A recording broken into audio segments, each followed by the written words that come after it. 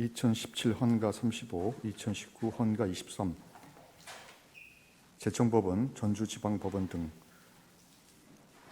이 사건은 의료기기와 관련하여 심의를 받지 아니하거나 심의받은 내용과 다른 내용의 광고를 하는 것을 금지하고 그 위반에 대해 행정제재와 형벌을 부과하도록 한 의료기기법 조항들에 관한 것입니다.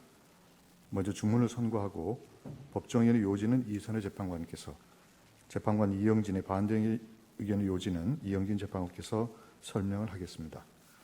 주문. 의료기기법 제24조 제2항 제6호 2017년 12월 19일 개정되기 전에 의료기기법 제36조 제1항 제14호 중 제24조 제2항 제6호를 위반하여 의료기기를 광고한 경우 부분 2018년 3월 13일 개정되어 2018년 9월 14일 시행되기 전에 의료기기법 제52조 제1항 제1호 중 제24조 제2항 제6호를 위반한 자 부분은 모두 헌법에 위반된다. 법정 의견의 요지를 말씀드립니다. 의료기기에 대한 광고는 상업 광고의 성격을 가지지만 헌법 제21조 제1항의 표현의 자유의 보호 대상이 됨과 동시에 같은 조 제2항의 사전 검열 금지의 대상이 됩니다. 헌법 제21조 제2항은 언론 출판에 대한 허가나 검열은 인정되지 아니한다고 규정하고 있는데, 여기서 검열은 그 명칭이나 형식과 관계없이 실질적으로 행정권이 주체가 되어 사상이나 의견 등이 발표되기 이전에 예방적 조치로서 그 내용을 심사 선별하여 발표를 사전에 억제하는, 즉 허가받지 아니한 것의 발표를 금지하는 제도를 뜻합니다. 행정권이 주체가 되는지 여부는 실질에 따라 판단되어야 하고, 행정기관의 자의로 심의 업무에 개입할 가능성이 열려 있다면 개입 가능성의 존재 자체로 헌법이 금지하는 사전 검열이라고 보아야 합니다. 의료기기법상 의료기기 광고의 심의는 식약처장으로부터 위탁받은 한국의료기기산업협회가 수행하고 있지만 법상 심의 주체는 행정기관인 식약처장이며 식약처장은 언제든지 그 위탁을 철회할 수 있습니다.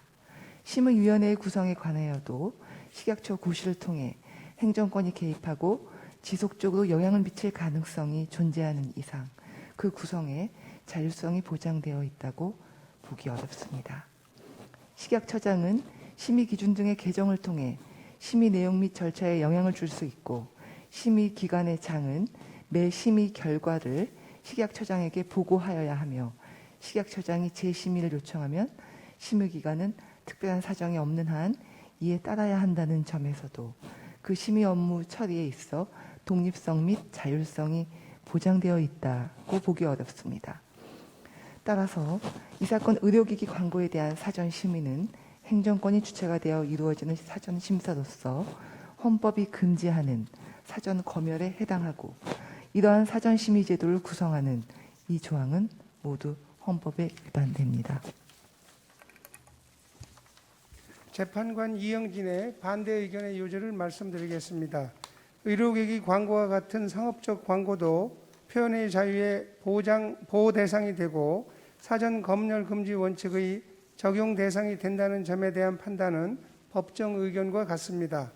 그러나 한국의료기기산업협회는 의료기기 광고 사전 심의 업무와 관련하여 식약처장으로부터 구체적 업무 지시를 받지 않고 있고, 심의위원회 구성에 있어 식약처장의 관여가 최소화되어 있을 뿐만 아니라 재정적으로도 독립하여 운영되는 등 행정청으로부터 독립된 민간 자율기구로서 그 행정 주체성을 인정하기 어렵습니다.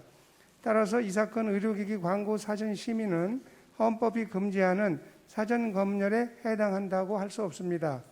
잘못된 의료기기 광고로 인하여 국민들이 입을 수 있는 피해가 크고 사후적 제재만으로는 국민의 생명과 건강을 담보할 수 없으므로 미리 사전 심의를 거치도록 하는 것은 국민의 생명과 건강을 보호하기 위한 최소한의 안전장치로서 입법 목적 달성을 위해 필요한 범위 내라 할 것입니다.